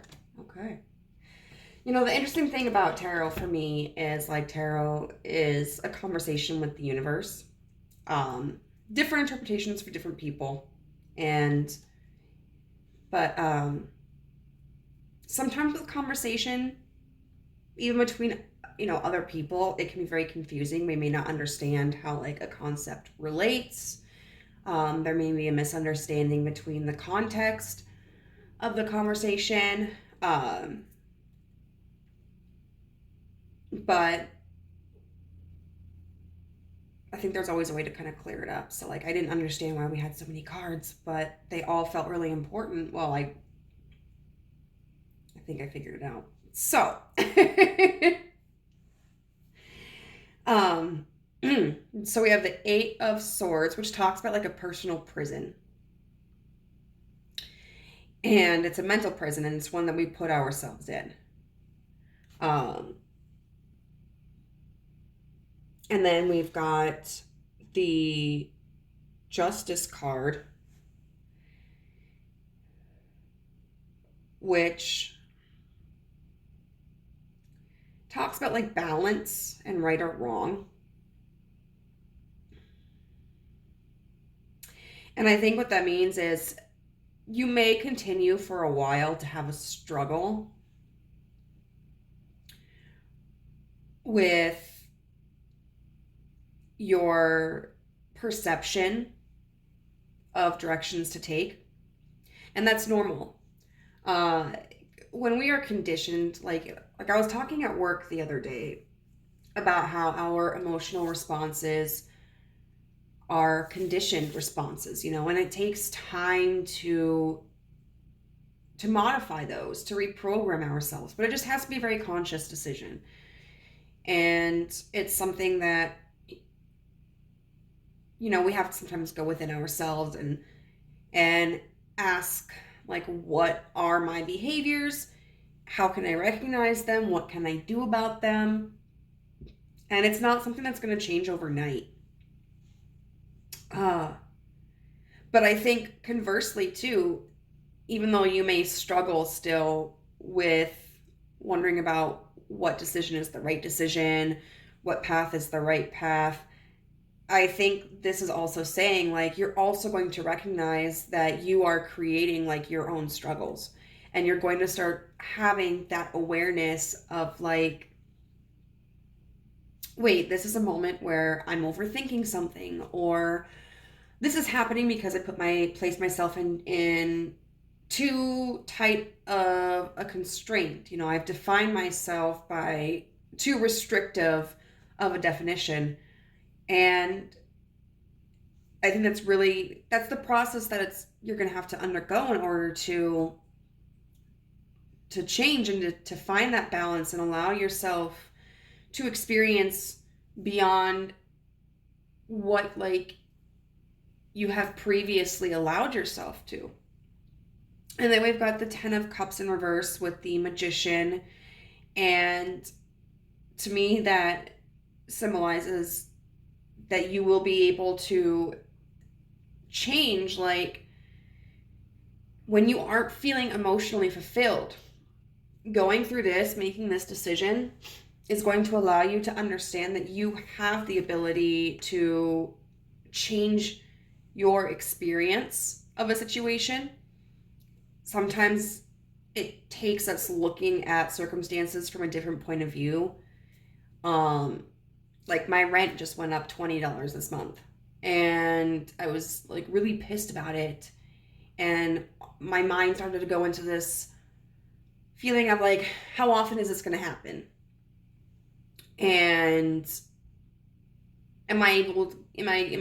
it going to happen to the point where like I can't provide for myself in my own apartment? Like, I live by myself. How is it going to get to the point where I have to get a second job, or I have to find a new location? Like, in the 3 years that I've lived here, this is the second time it's gone up. And there's validity to my concern, but on the same token, I was having these persistent thoughts of something that really wasn't likely to occur in my immediate future.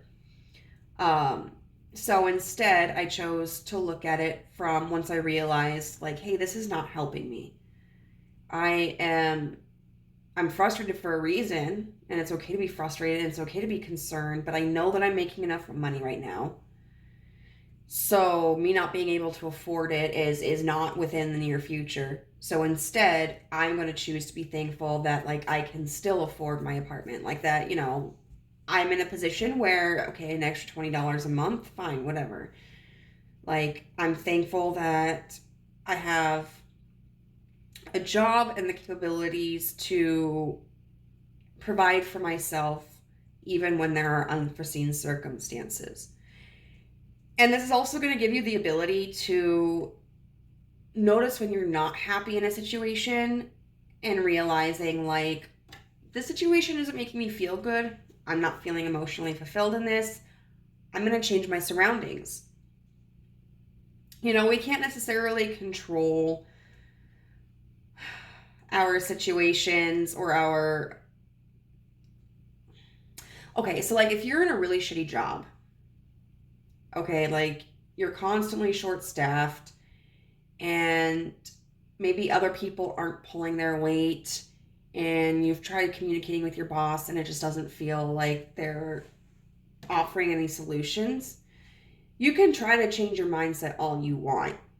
But at the end of the day, like if nobody else is willing to put in effort, you're not going to have any you're not going to be able to find any peace about it. So in a situation like that, you might have to change your surrounding. And then we've got the 9 of Cups with the World in reverse. And to me, that's like real, you coming to like this realization that you're emotionally content and emotionally fulfilled even when the cycle is incomplete. So at this point in your life, you may be feeling very frustrated that whatever it is that you're wanting hasn't come to fruition yet. But as a result of you going through this work and having this epiphany this month, as long as you kind of continue to consciously be aware of the decisions that you're making and the mindset that you have, this epiphany right here and this choice right here is going to lead you to a position where even if you don't have this right away, you're okay with the journey. Like this 9 of Cups is a really interesting 9 of Cups. Like it's got 2 people on here and they're like hanging out on a boat. The 9 of Cups isn't usually like a travel card, but in this deck it does remind me of movement. So this is, I think, going to be you feeling more like emotionally fulfilled, more emotionally satisfied, more emotionally content, even when you're still experiencing the journey of trying to achieve this. You're going to be less in your mind about like, why haven't I gotten this? When is it coming? Is it ever going to happen? And more in the mindset of like appreciating the ride. And it could be that like maybe this comes to fruition this month, or maybe this comes to fruition really quickly. But as a result of you coming into this mindset, this is going to prepare you for the journey towards other things in your life that you want. And I love this combination. So I'm going to tell you right now, I used to be like, I used to hate the Tower card. And I used to be terrified of it, literally terrified. Every time I saw the Tower card, I had like a panic attack because it's a very quick, abrupt change. A lot of times it feels like it's out of our control and there's like no time to pause, reflect, no time to prepare for it. Just boom, it happens. And it can be very devastating, but it's supposed to also be there to remove things from your life that can be problematic or damaging or be holding you back in exchange for helping you create something that is more beneficial, more solid, more grounded for you. And it's funny, so side note, I just finally got my reading from Monique at Moonmoth Goddess and Neptune's Child Tarot, which I cannot tell you like how amazing it was. I've gotten readings from both her and Holly from, I want to say, DreaMystic Tarot. God, I hope I'm right about that. I can't remember. Both of them were fantastic. But in my reading with Monique yesterday, I think she ended up pulling like 3 or 4 variations of the Tower card for me. I was like, oh great, okay, I've made my peace with this. So, that being said, this Ace of Wands, it's all about creation. And we've got the Tower here. So what this feels like to me is you are going to create your own Tower moments. But I think it's like a conscious Tower moment. It's going to be, okay, so there are times like when struggling with my depression and anxiety, I get to a point where like I feel those emotions and I'm like, girl, I am tired of my own shit. Like, I am tired of feeling anxious. I am tired of feeling sad. I'm gonna do something about this. I feel like this is you just, when you come into circumstances where you're feeling unfulfilled or like there's something you want in your life, you're gonna make it happen. You're gonna take the time to dismantle whatever it is that's blocking you from receiving or achieving this. And then you're going to move towards it. And I also think like, so this is a very interesting Tower, because it's in the shape of an angel and it's not like a building. So while I do think that you may be using spiritual tools in order to receive your desires, I also think like you're taking this mentality where it's like, I'm not going to wait for the divine to give it to me. Like, I'm not going to sit here idly twiddling my thumbs. Like, I have faith that I will achieve what it is that I want. I have faith that the universe is supporting me in that. I'm also going to be open to other opportunities that the universe may bring, towards my path. So it is a very like co-creative energy. It's not like you're not going to be in this position of, I think, like refusing what the universe has to offer you, but you're also not going to be sitting there passively waiting for the universe to deliver something to you on a golden platter. I don't know why I said golden. It's usually supposed to be a silver platter, but whatever. Gold is more valuable, even though silver is prettier. Fine, whatever.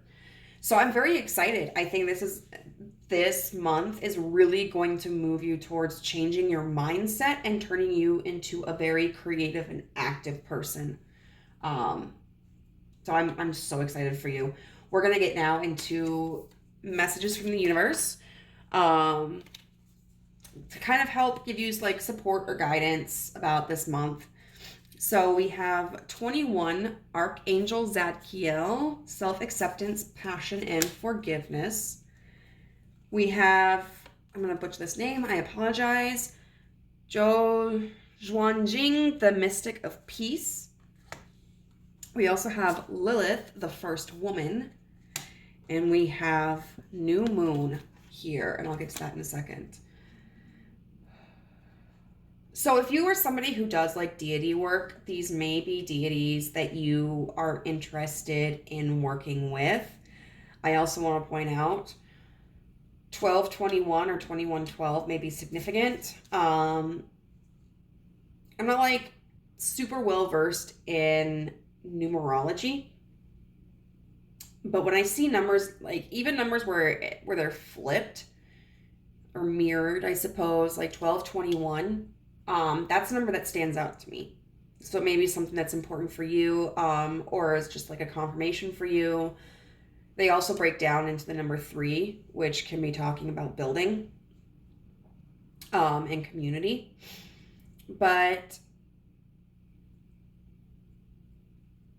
who do I want to talk about first? Let's go with Lilith.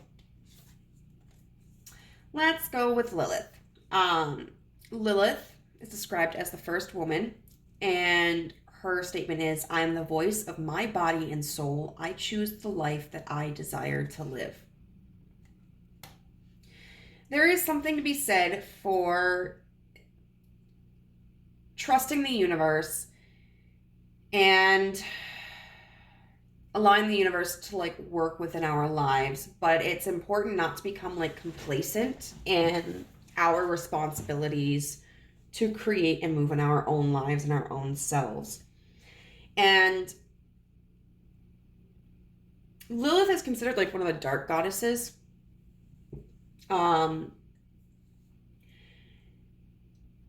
In some circles, she is considered the first woman, even before Eve. Now, this was not a figure that I had heard of in my Christian experience. You know, we were never taught about Lilith. It's only, honestly, through pop culture that I learned about her. And, but in certain belief systems, Lilith was created in the same way that Adam was created. And she was the first woman. And Adam wanted her to submit to him. And God wanted her to submit to him. And she was like, hell no. Like, I'm your equal. I don't serve anybody. Like, this is a partnership. So in some stories, like, she was cast out. In other stories, she was fled. Well, she fled. The book talks about some people or some retellings of her story say that Adam sent an angel to retrieve her, but that she had found sanctuary with the archangel Samael, who is also like Lucifer or the devil or Satan.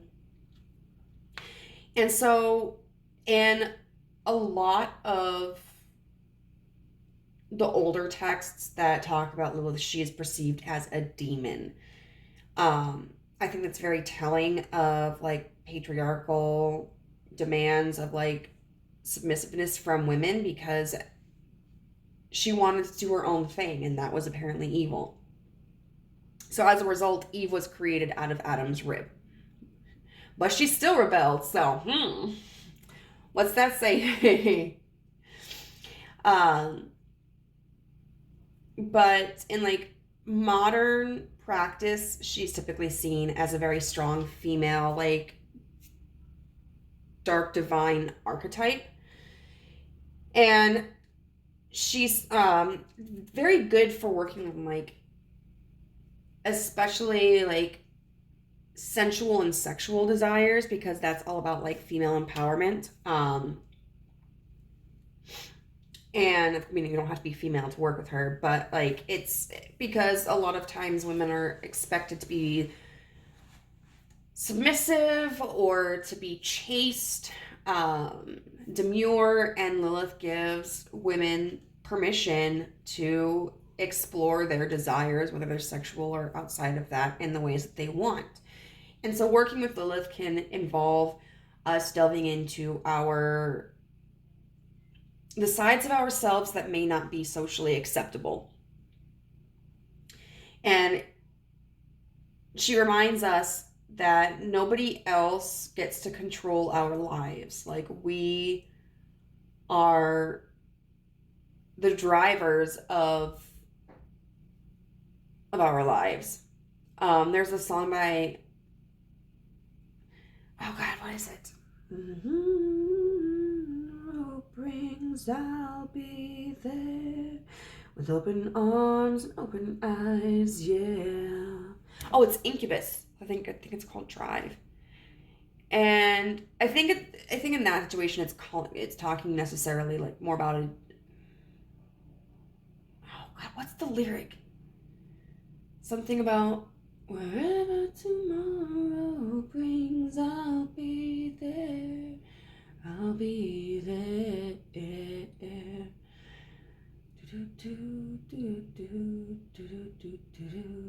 I think it's talking about like, do we let the fear take the wheel and steer, or are we going to be the ones who drive? So this is about you really reminding you to stand in your power and accept the responsibility that you are in control of your life and you are allowed to make things happen, and that you get to decide the experiences you want. And then with, Zhou Xuanjing, the mystic of peace. I am peace when my mind is clear, the way is clear. So she's a figure in Taoism, and she's all about like using meditation and allowing ourselves to clear our minds so that the path is clear to us that we should take. Because if we allow ourselves to behave in a moment of like passion or frustration or anger or desire, like we can be acting based out of our ego. And so clearing our mind allows us to behave in a way that's not attached to a particular emotion. And I think it's interesting that we have these two characters, because that can seem kind of, I guess, counterproductive. You know, you've got a character who's talking like an entity that's talking all about like clearing away the desires and the motivation, like the emotional motivations. And then Lilith is really kind of a lot about like go based off of your emotions, like go based off of what you desire. But I think this is just kind of reminiscent of the balance that the universe is trying to encourage you to take, like with this Pisces sensitized card. You know, if you are sometimes like with my Sagittarius moon, sometimes I can be very impulsive, and then I reflect back on that and I'm like, oh, that wasn't the best decision for me. So there are times like I may let my impulsivity kind of fizzle out, and if it's something that like I feel and I reflect back on it and I go like, okay, I've been wanting to do this for a while, I've been feeling this way for a while, then I give myself permission to act upon that creative, fiery, robust energy, because I know it's genuine to me. But I try to stay away, like I try not to act on impulse, especially like if I am feeling drawn to a certain action because like I'm angry with somebody or whatever. I try to keep that under control, because how I'm feeling in that moment, the things I want to say in that moment, the things I want to do in that moment are probably not going to be applicable later down the road. And even so, like even if I'm still frustrated with the person, there's a better way probably to handle it than by like blowing up at them or saying something really hurtful. Sometimes I will say, sometimes expressive reactive emotions are what can cause somebody to really grasp a message, but a lot of times it just ends up creating more chaos and being destructive. And then it's like right here with Archangel Zadkiel. It talks about self-acceptance, compassion, and forgiveness. And then we also have with this new moon, be as gentle with yourself as you would with your friend. So I think the universe may be anticipating that at times you might be hard on yourself. You might feel like you're not good enough. You might feel like you have no idea what the hell you're doing. You might feel like a fraud, or that your expectations are unrealistic, or that you haven't done something well. And the universe is really reminding you, like, be kind to yourself. Don't allow these feelings to discredit your experience and your desires. There's this guy. Oh, I think his name is it Kevin? Oh, what's his name? There's this guy. I love him so much. I think his name's Kevin. I don't remember the last name though. But he's all like, "It was the '90s."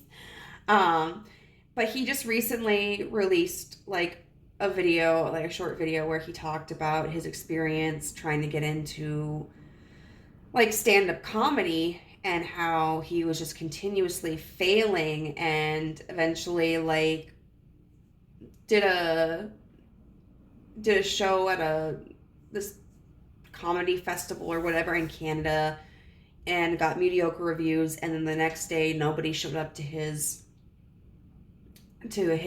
show. And then when he went to go meet with other comedians, like this restaurant or something, like everybody was kind of like judging him.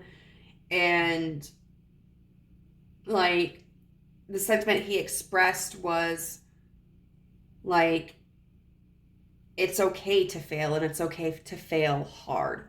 Like everybody fails in some capacity, you know? And it's just, be kind to yourself. Don't allow failures or perceived failures to limit like your perspective and like of your own value and your own capabilities. And I think that's like really important to remember.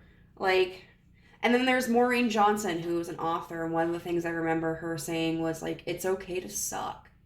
And so I think it's gonna be really important for you to recognize, like, don't put so much emphasis on like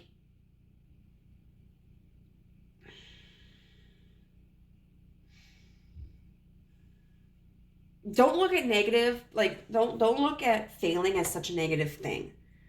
Try to kind of reconstruct your idea of what it means to fail, and just learn to be more compassionate and kind and loving towards yourself, because I feel like that's going to be very important. You're going to do a great job by branching out of your comfort zone, and by branching out of your comfort zone, like, things aren't always going to go well. But by persisting in this and refusing to give up and refusing to view like to like devalue yourself, you're going to get to a point where like you make shit happen and you become like a really powerful person in your own life, and that's awesome. So group 3, I wish you all the best. If this felt like it resonated with you, please let me know in the comments down below, and I'll see you later. Bye.